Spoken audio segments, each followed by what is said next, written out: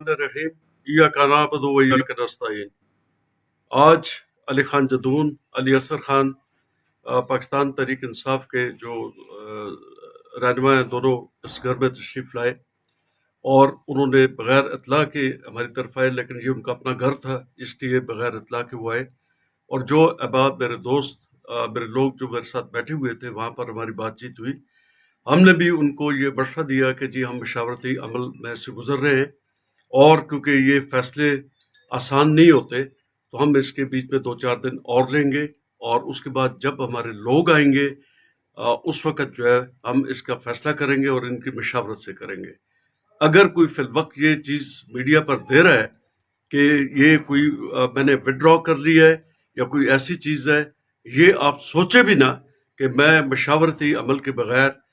جو لوگ گروپ کے ہیں، جو جنبے کے ہیں، جو پارٹی کے ہیں، جو میرے ساتھ، جو میرے والدین کے ساتھ چلتے رہے، تو ان کے مشورے کے بغیر میں کوئی بھی مطلب فیوچر جو ہے نا جو آگے کی جو ہے نا کوئی بات نہیں کر سکتا۔